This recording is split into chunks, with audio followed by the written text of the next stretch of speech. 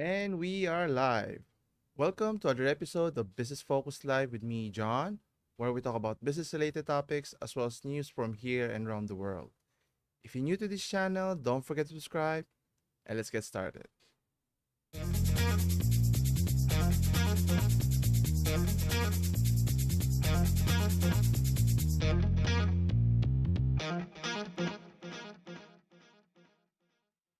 And we're back. Thank you again for joining me today. Today is May 6, 2022. So we'll be talking some interesting things that has been going on this past week or so.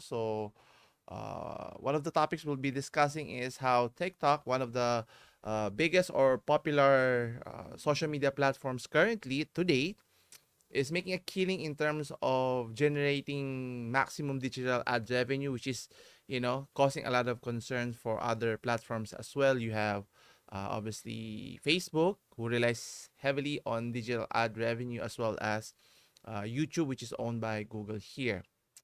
And question is, is TikTok here to stay? What's the competition going to do about it, and so forth. Anyway, next we'll also be talking about a serious concern in terms of Amazon stocks plummeting. Is it a short incident, a minor inconvenience, or is this a long-term trend that investors should be concerned, and what's causing the downturn here? We'll talk about that later. On the other hand, on the flip side, Apple, counterpart to Amazon, who's making a killing in terms of generating $100 billion of revenue despite the chip shortage that's still ongoing. They had to actually uh, lower their estimation of selling, I think, iPhone 13. I think that was the latest model. So we'll talk about that. What's contributed to their success? So meaning whatever Tim Cook is doing, whether you agree or not with their direction as a company in terms of anti-consumerism, but at the end of the day, the company does make a lot of money at the end of the day.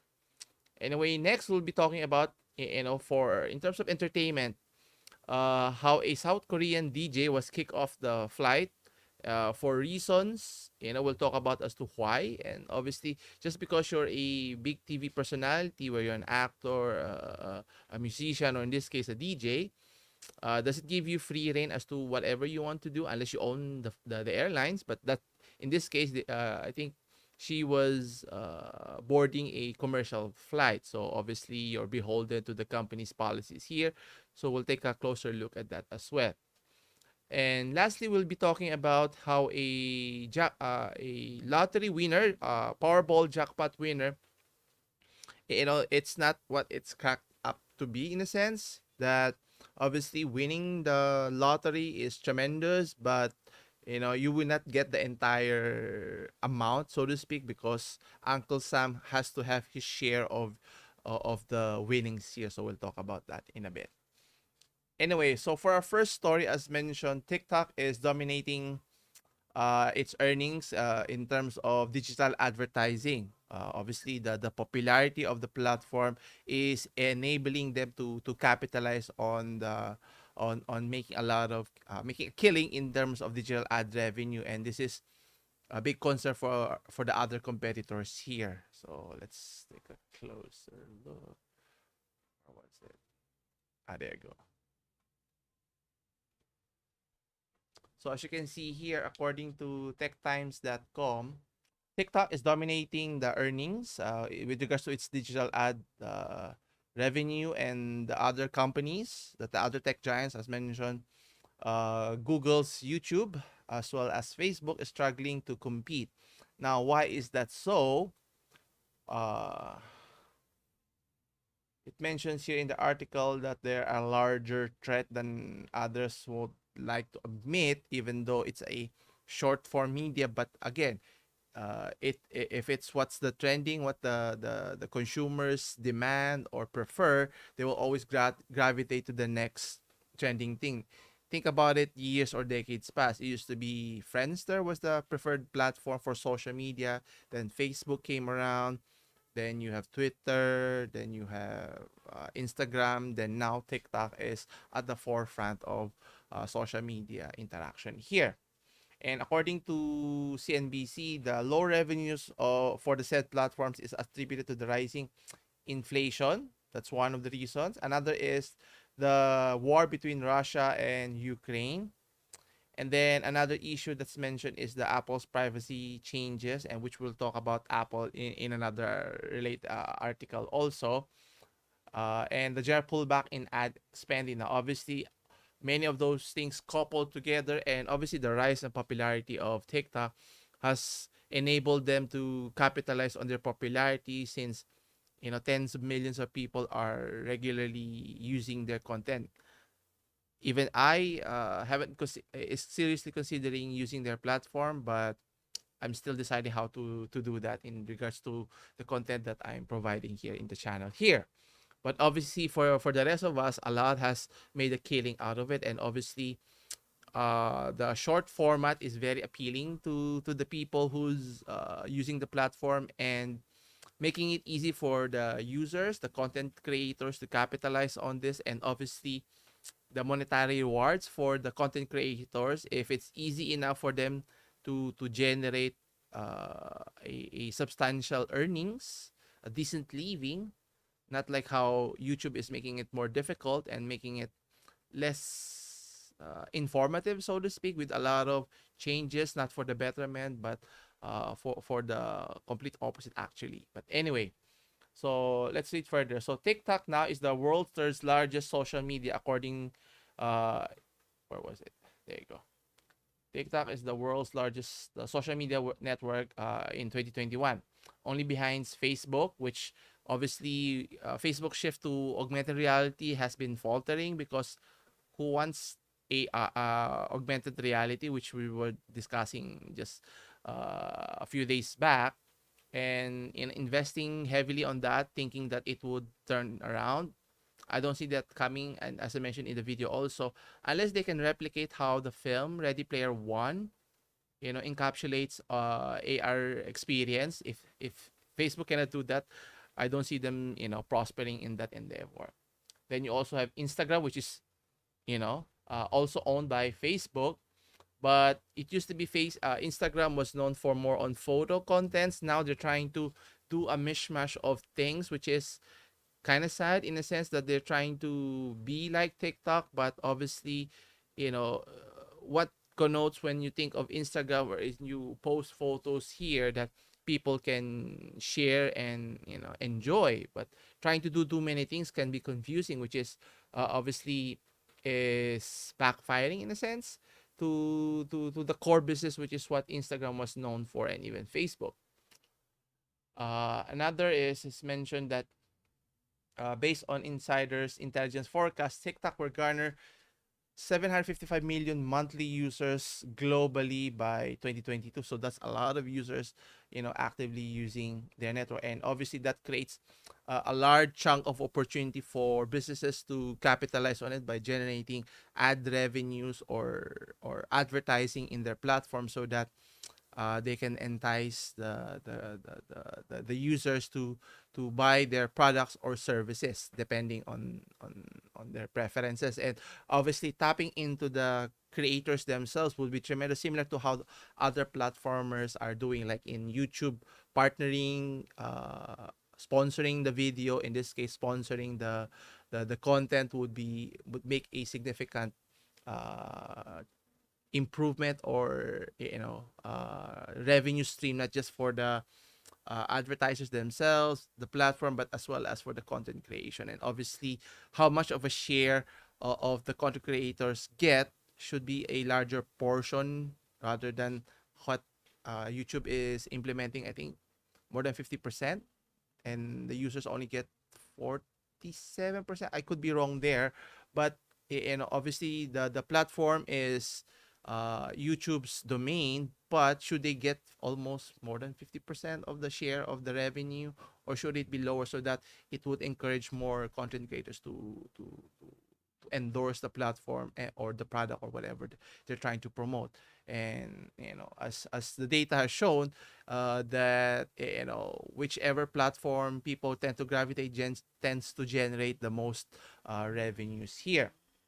And according to the short video based platforms immense popularity, exactly the reason why it is making the competition field harder for other platforms. Now, obviously, TikTok is the first platform to do this short form type of content. And obviously, being the pioneers of the industry, tend to generate a lot of capital, meaning being at the forefront of the industry. And obviously, companies like Facebook's trying to capitalize, even Google trying to replicate what they're doing with the shorts.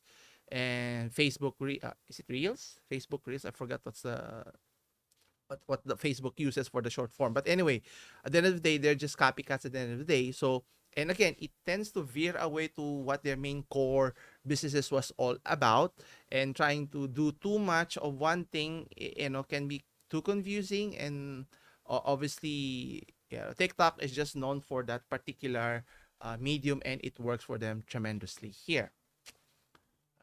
And it mentions across the industry, short form video continues to take a greater proportion of time spent, according to Atlantic Equities, an analyst mentioned.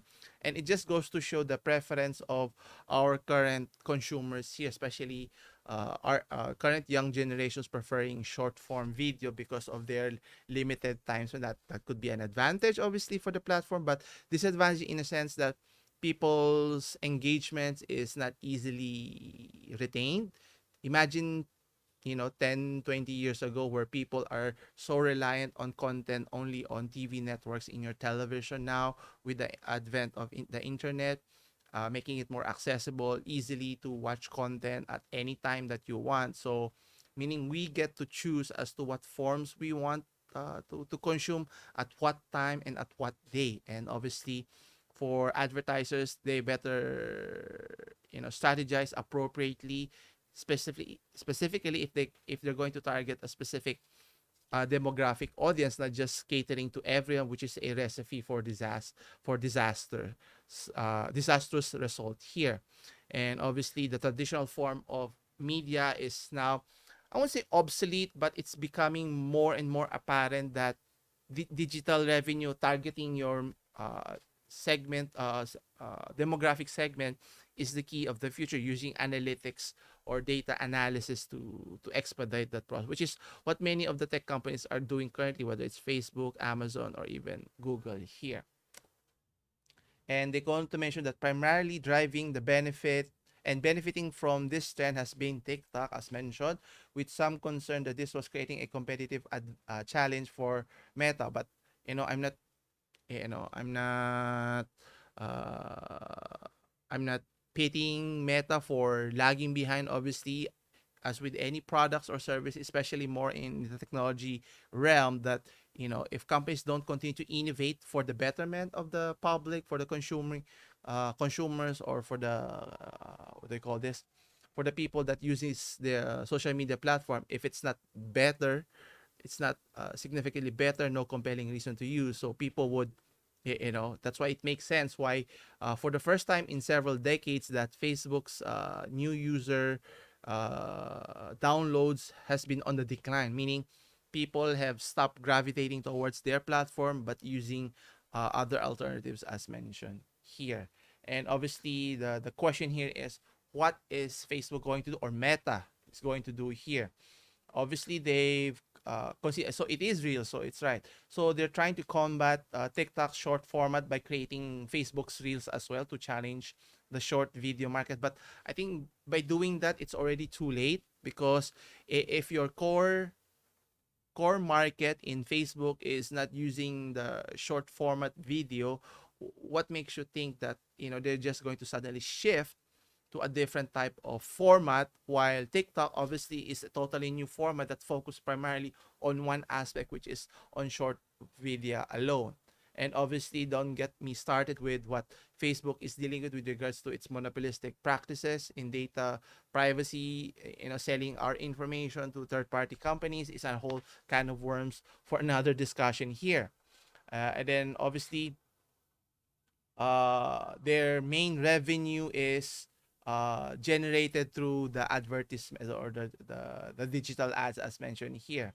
And not only that, you also have YouTube, Google's or Alphabet, uh, dealing with, stiff competition, meaning instead of people using YouTube's platform, people are segueing to other platforms as well. And if they cannot make it more compelling, obviously helping the content, I think the content creators is the key here. If you can engage a substantial amount of content creators, then those viewers, followers will follow wherever they are, whether it's in Twitch, in YouTube, or whether it be in TikTok here. And at the end of the day, if you have followers following, content creators here, YouTubers, or whatever you want to call it, they will follow in droves here. And at the end of the day, those companies that neglect the content creators, even the viewers themselves, by taking them for granted, this is the result of those consequences being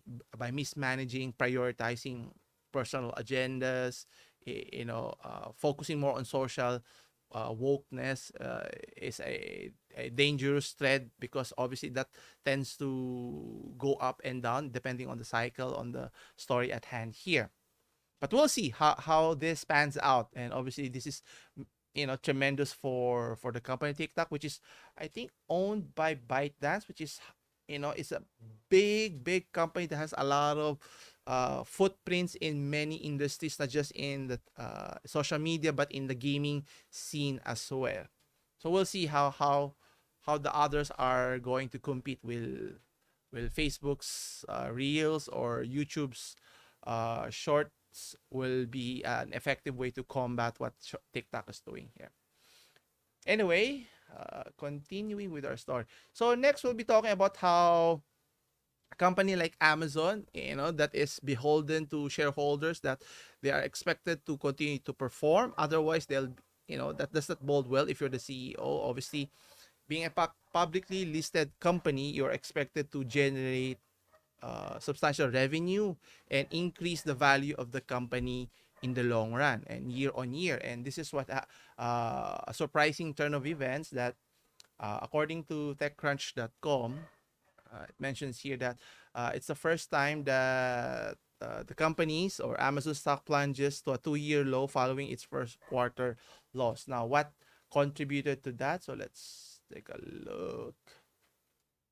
So it slid as much as 12%. So obviously 12% is not much, but if you look at its performance, obviously that doesn't bode well, especially if you're investing millions or hundreds of millions of dollars in the company here.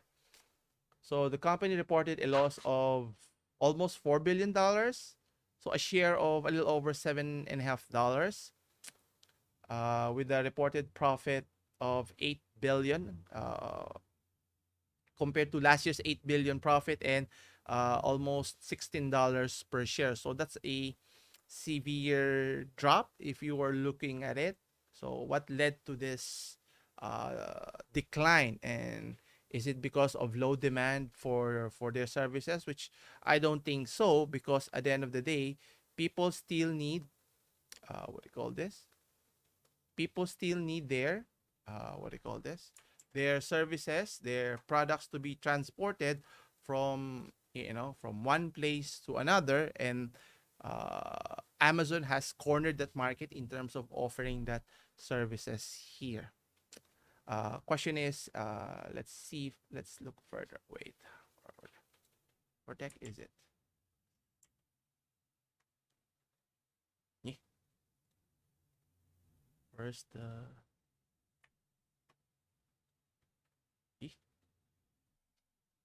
Where's my browser? I lost the browser. Anyway, continuing. Now, according to the CEO of Amazon, Andy Jassy, he mentions that the company is focusing on improving productivity and cost efficiency. Obviously, as a company, there's only so many things you can do to reduce the cost in order to maximize revenue. And obviously, that's the main issue at hand. And if you're a publicly listed company, you're always pressured to always outdo yourself year on, and whether you're improving by 1%, 2%, 3%, or even more, they expect you to outgrow it even further. But that's an unrealistic expectation if you look at in any aspects, because that's not sustainable in the long run. That's why you have to have a long-term strategy that investors can understand. But obviously that goes against to what investors typically want. They want to maximize their returns and receive dividends every year if possible. Anyway, now the CEO mentions that the challenges is due to the fact that the pandemic is one of the main reasons, but they made a killing because obviously the reliance of their platform is even more pronounced during the lockdown when it was instituted years back. And then obviously the subsequent war in Ukraine brought unusual growth and challenges with the logistics of limited products and supply is another key factor here. Now, the CEO mentioned today, as we're no longer chasing physical or staffing capacity, our teams are squarely focused on improving productivity and cost efficiencies throughout our fulfillment network. We know how to do this and have done it before. Obviously, getting more people to do the job is another way to do this, but obviously, it's going to cost a lot more in terms of salaries. Now, this may take some time, particularly as we walk through ongoing inflationary and supply chain pressures, but see encouraging progress on the number of customer dimensions, including delivery speed performance, as we're now approaching levels not seen the months immediately preceding the pandemic in 2020. But I think it goes beyond to what the inefficiencies is their main problem. But I think the other issues that's cropping out now is the multifaceted problems that's stemming from internal uh, dissension from the employees in terms of unionizing is one, how they treat their warehouse employees, the service that they offer, meaning the platform is not safe because of many fraudulent partners that is allowed to proliferate in their platform there. And obviously, in the long run, that does not benefit the platform and the consumers themselves. Thinking that they're a multi-billion company, they should be able to protect the interests of the consumers. And I think it has shown that it's not just the because of external factors that's the reason why their stocks have plummeted. And it makes sense that whatever the internal issues here, it's already manifesting in the stock values here. Anyway, so where was I? So reading further, another is obviously the subscription base. So they took in 8.4 billion for the quarter, and then last quarter the company increased the price of Prime from a monthly fee of $13 to $15. Now, it's a slight increase, but still substantial if you do the math on the number of subscribers that they have. So it would increase significantly. And then the annual membership rose from 119 to 139. So that's a pretty significant increase. So close to 70% increase. So obviously, is it good value? But obviously, if you're a consumer that what do you call this, that relies heavily on this one, which is the main point that we're trying to say, that being a monopolistic practices does not benefit any of us because we have no option if we want to look for other alternatives here. That's why I think the US government should step in and find a way to limit the power what Amazon, Facebook, even Google has a stranglehold in their current market. Even Apple, as well as Microsoft, is another big tech company here. So it mentions that the e-commerce giant had said that the reason for the increase was due to the continued expansion of Prime members, benefits, and the rise of wage. And well, obviously the inflation will always continue to increase, but the question here is, are they generating the same number of revenues or even higher compared to previous past, or are they plateauing here? So if that's not the case here, obviously they need to find a way to justify the increase in price. Well, obviously they will pass the back on their consumers, so which is obviously not a tremendous value, because if they increase the price, is the value better in terms of service? Now, obviously, the one thing that's obviously, I think, for my perspective anyhow, that they're offering one day shipping is good for the consumer, but how they adopt it uh, or implement it in terms of stressing the delivery workers and their fulfillment centers is another tall order here.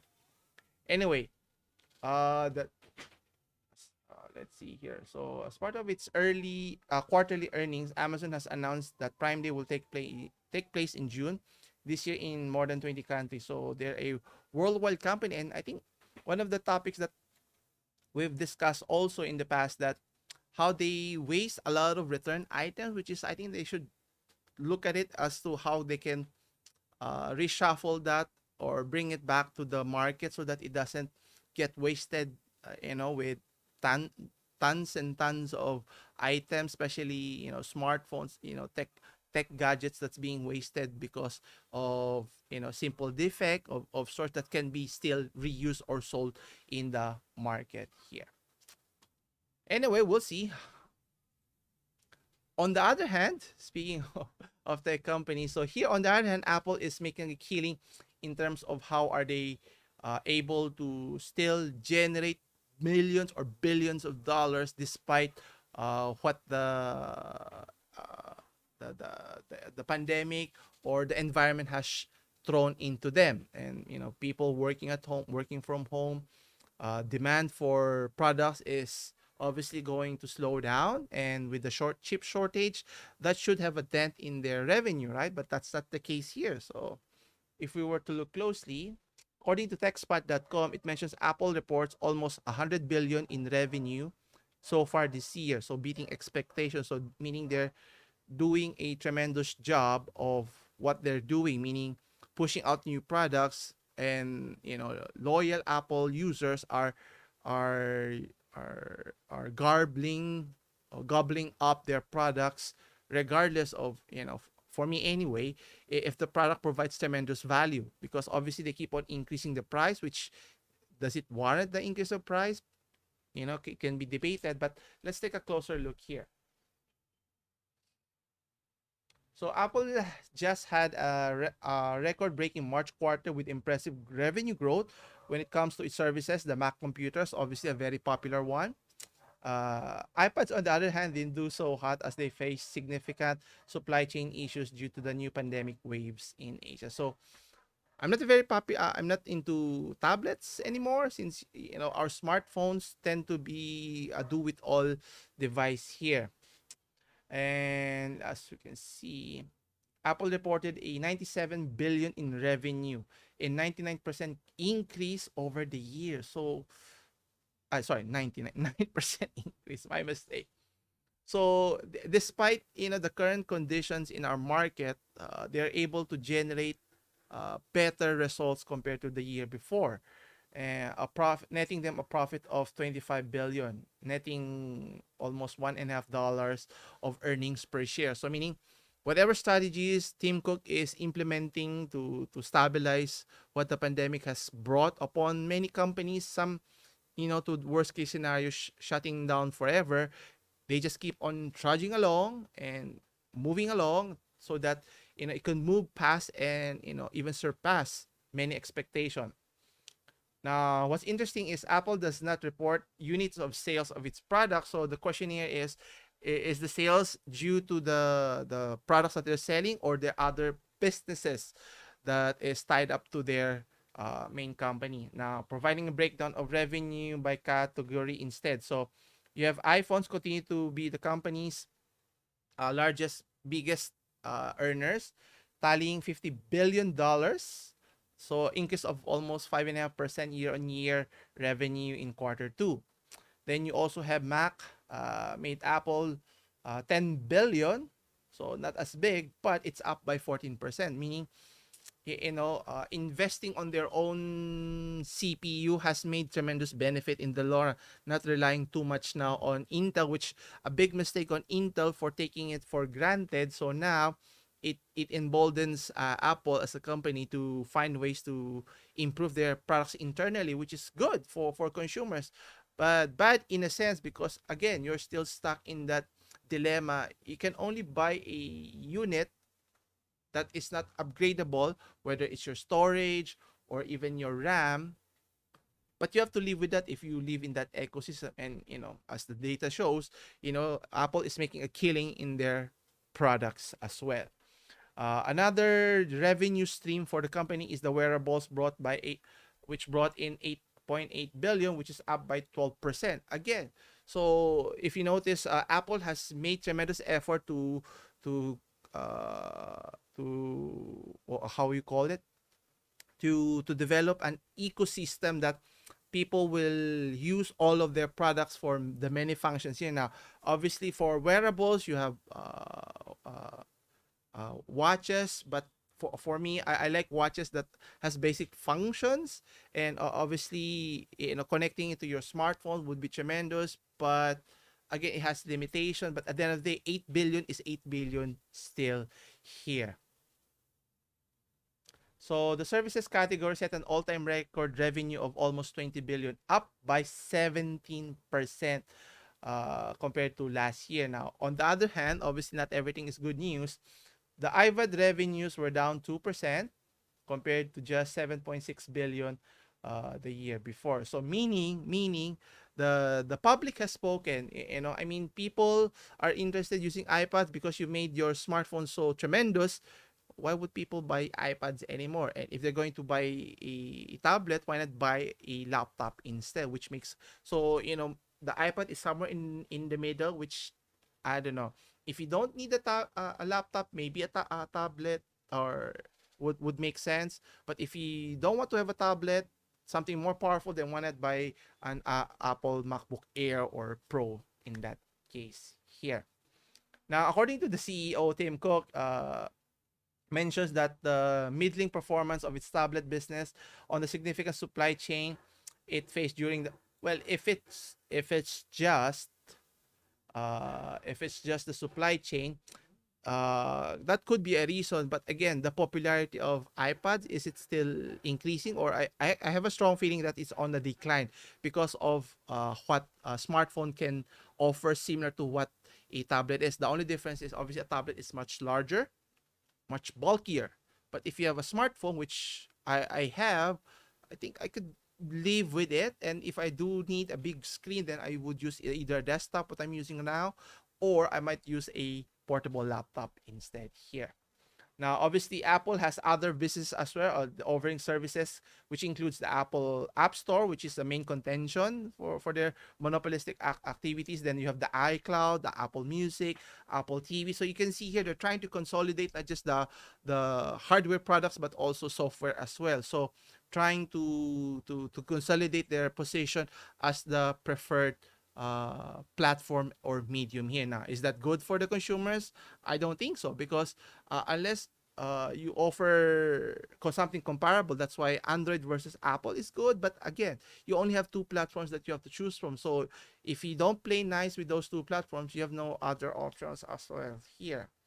Now, what's interesting here is Apple refused to provide a forecast for the current quarter, citing continued uncertainty due to the pandemic. Now, obviously, the company is always looking ways to generate even more better performance on year performance, but obviously, they're still beholden to the current situation, which is, we're still grappling with the situation of limited shortage of the chips and even shutdowns in many regions. If like in China, where their ma- manufacturing is located, there was a shutdown way back a few months back. So that could have a severe impact in your projections in the future here.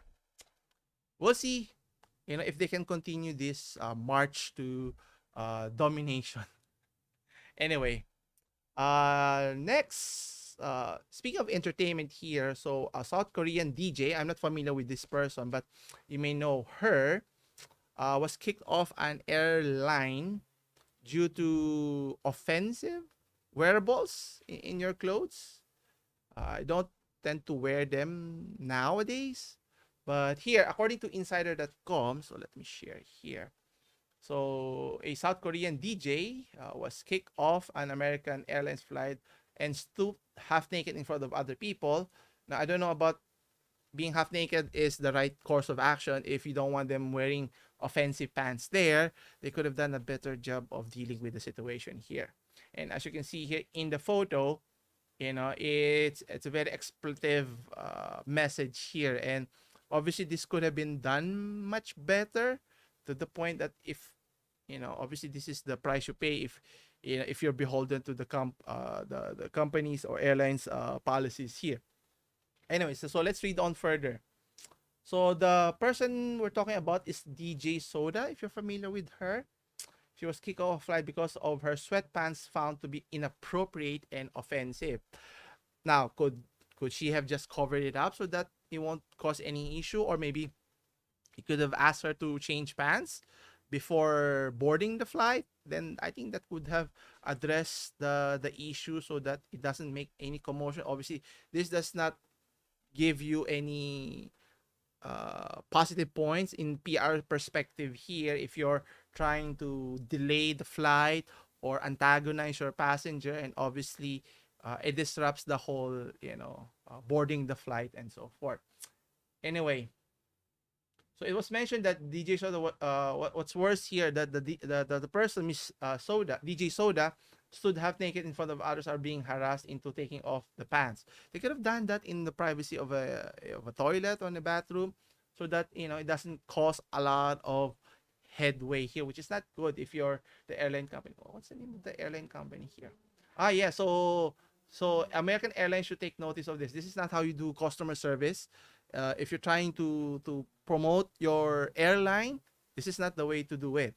Obviously, there could have been a better way to handle this, especially the ground crew or the flight crew that saw this. If it were an issue, you could have asked nicely and asked her to either cover it up or change the pants, or buy something in the airport, and at least everybody could have a very and relaxing experience. But in this case, DJ Soda, whose real name is Huang So Hee, took to Instagram and Twitter detailed how she was harassed and humiliated after boarding American Airlines flight from New York to Los Angeles. So no one wants to get embarrassed and humiliated in front of other people here. So obviously the main issue at hand here is she was forced out of the plane and harassed to take off her pants in front of the flight crew at the gate here. They could have done this more privately here. And the issue here is the obscenity of the message here, which is,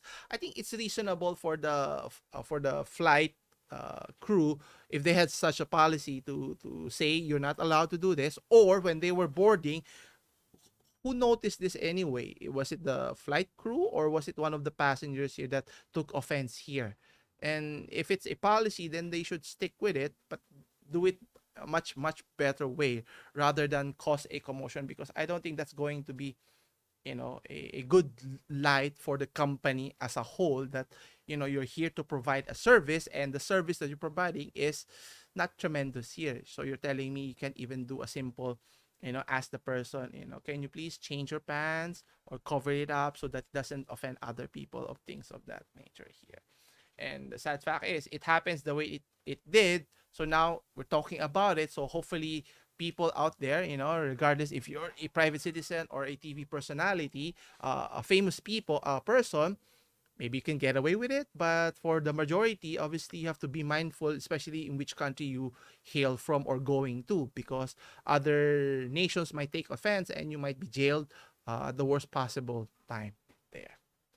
And hopefully this never happens to anyone, and hopefully the company, American Airlines, could use this as a learning experience to better what do you call this, to better share or improve their customer service. At the end of the day, it's service at the end of the day. Anyway, finally, for our last story, we'll be talking about buying a lotto ticket to win the Powerball, regardless of the amount, would seem so enticing, right? I mean, whether it's tens of millions, hundreds of millions of dollars, or even pesos, hey, it's a welcome for me if I were to win that. But I haven't bought any ticket up to now. But anyway, the point here is, what would think that you're trying to think, what would I do with the money that I'm going to receive, right, from that winning? Well, there's a catch. Regardless of the amount, you will not get the total amount, not immediately, and not the whole amount specifically, because as not many of you may know, there's such a thing as called taxation from the government. So everything that's being taxed, regardless if it's the lotto or the Powerball winner here, and in particular the recent winner for the Powerball, which won around 473 million jackpot. So let's take a closer look. So according to CNBC, So you're not going to, you know, get the whole almost 500 million. There's going to be a tax to be paid, so that's practically almost half of the winnings. Hey, but still, 200, 300 million is still pretty big. You know, you start out with nothing, and then if you came home with 200, 300 million dollars, you know, is still a good day for me anyhow. And one of the key concerns of winning the jackpot here is question is what will you do with the amount of money once you have won it? Typically, as history have shown, many of the people who have won it typically lost it in a short span of time rather than use it wisely to benefit them and misuse it to you know, obviously enriching themselves currently, and then just, you know, wasting that opportunity, then go back to where they started in a few months later. Anyway, so in this particular one ticket was sold in Arizona, match all the 6 numbers drawn on Wednesday. So the cash option, which most jackpot winners chose, is the 283 million amount. Now, how much of that will go to tax? So let's take a closer look.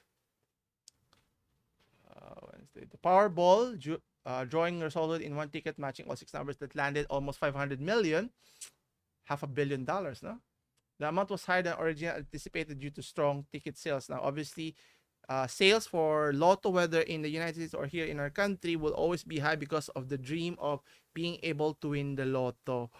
Is always an enticing one. It's akin to a quick money grab in a sense.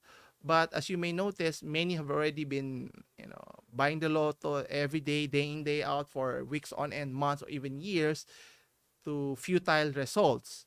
And it just goes to show you the probability of being able to win the Lotto is very minuscule. You have a better chance of getting hit by a lightning than winning the Lotto here. So that's how small the chances of winning here. Question is, should you invest in the Lotto here? Well, obviously people have decided, you know, they'd rather take the risk of, you know, buying the Lotto here, hoping that they'll, you know, get rich quickly here. The main question should be is what you do with it once you've gotten that money here.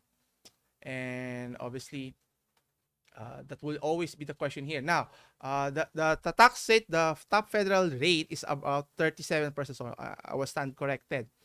So generally, would be due for tax. So if the winner had no reduction in income, significant charitable contributions from the winnings, so another 13% or 36 million or 37 million would be due to the IRS.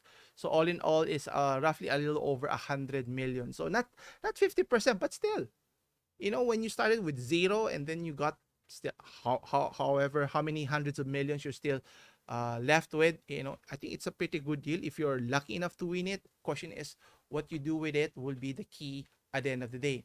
Now, it was mentioned in the article that if you're the winner, you have 180 days or roughly 6 months to claim the prize. If not, you know, obviously they would roll it over or go to the next iteration or whoever is the next winner here. Anyway, some exciting things, no? So hopefully people could win and benefit from it tremendously rather than live miserably, as many articles have shown. So, you know, people going into bankruptcy after just a few months of, you know, misuse of their winnings here. But anyway, that concludes our discussion for this week. Come back again on Friday to discuss more business news here in Business Focus Live.